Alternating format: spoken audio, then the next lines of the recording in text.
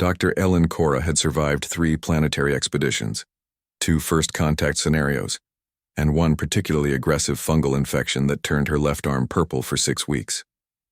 She considered herself unshakable, but the cub was testing that theory. It had been following her for 17 days. Rock, she'd named it after the clicking sound it made when it breathed, was a juvenile Varaxian predator, roughly the size of a large dog but built like a nightmare, 6 legs ending in retractable claws, a sleek obsidian carapace that gleamed under Outpost Kepler's artificial lights, and eyes like molten copper that tracked her every movement. Its species had wiped out 2 survey teams before humanity learned to avoid their hunting grounds. Yet here one was, padding after her through the corridors of the research station like a lost puppy. Subject maintains proximity of 2 to 5 meters, Ellen muttered into her recorder, glancing over her shoulder. Rack sat immediately, its segmented tail curling around its haunches. No aggressive behavior observed. No feeding attempts. Cardiac readings suggest calm. That can't be right. Her colleague, Dr. Yenri Bash, had suggested stunning it and returning it to the wild. Security Chief Morrison wanted it eliminated, but Ellen had seen something in those copper eyes during their first encounter. Not hunger, not threat. Something else entirely. She'd been collecting soil samples in the twilight forests of Vorax Prime when Rack had emerged from the undergrowth. Ellen had frozen, her training screaming at her to run, but running from apex predators was suicide. So she'd remained still, watching as the cub approached. It had sniffed her equipment, circled her once, twice, then sat down and simply waited. When Ellen had slowly backed toward her shuttle, Rack had followed. When she'd lifted off, she'd seen it watching from the tree line, motionless as stone, and when she'd returned 3 days later for more samples, it had been waiting in the exact same spot. That's when it had boarded her shuttle. Ellen had tried everything to discourage it. She'd sealed her quarters. Rack had curled up outside her door. She'd eaten in different locations. It found her within minutes. She'd even attempted to bore it by spending 14 hours cataloging mineral deposits. Rack had watched attentively the entire time, occasionally making that soft clicking sound. Now, standing in her lab with the cub sitting precisely 3 meters away, Ellen felt her scientific curiosity warring with her exhaustion. "Why?" she asked aloud, turning to face Rack directly. "What do you want?" The cub's head tilted, a disturbingly human gesture. Its copper eyes blinked slowly, once, twice. Then it simply sat there, unmoving, as if her presence was answer enough. Ellen sank into her chair, running a hand through her dark hair. In all her years studying xenobiology, she'd never encountered behavior like this.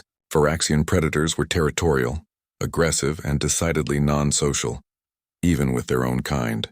They hunted alone, lived alone, died alone. Attachment wasn't in their behavioral matrix, yet Rack had chosen her.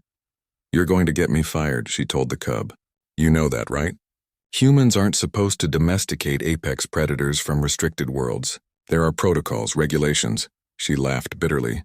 14 different committees that would have my credentials for this. Rock made its clicking sound, softer this time, almost questioning. Ellen pulled up her research files, scanning through weeks of behavioral data. Varaxian cubs were typically abandoned by their mothers after 6 weeks, left to survive or perish on their own. It was brutal efficiency. Only the strongest lived to adulthood. But Rack showed none of the hyper-aggressive hunting behavior expected of juveniles. Instead, it exhibited patience, observation, and something that looked disturbingly like trust. Then she saw it. A notation from her first encounter. Rack had been injured when she'd found it. A deep gash along its left flank, likely from a territorial dispute with an adult.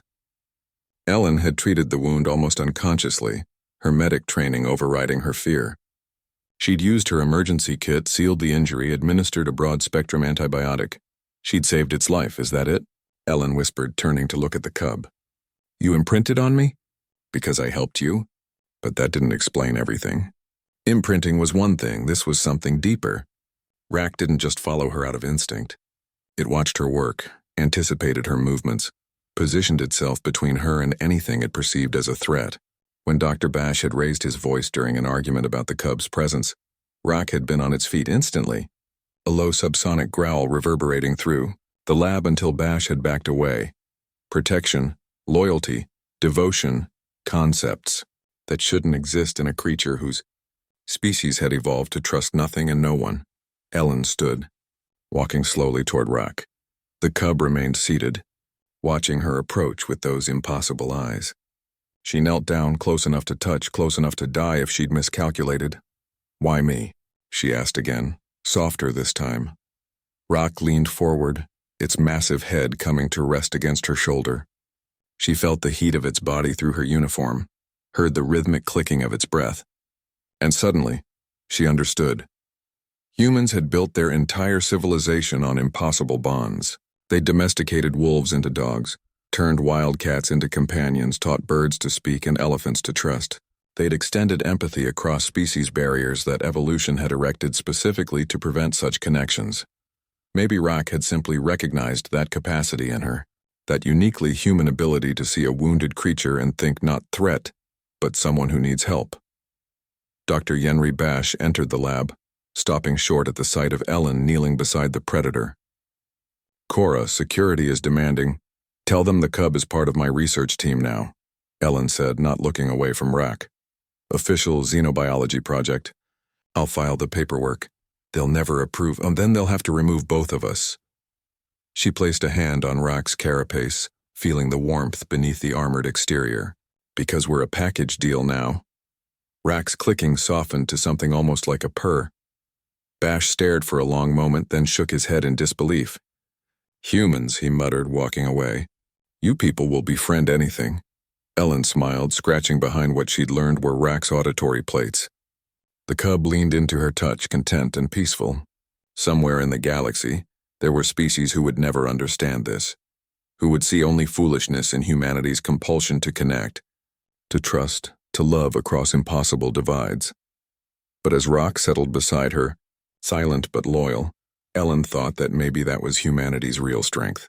Not their weapons or their ships or their technology, but their stubborn, reckless, beautiful refusal to accept that some bonds were impossible. She'd earned a predator's devotion simply by being human, by showing kindness when logic demanded fear, and that, she thought, was the most humanity fuck yeah thing of all.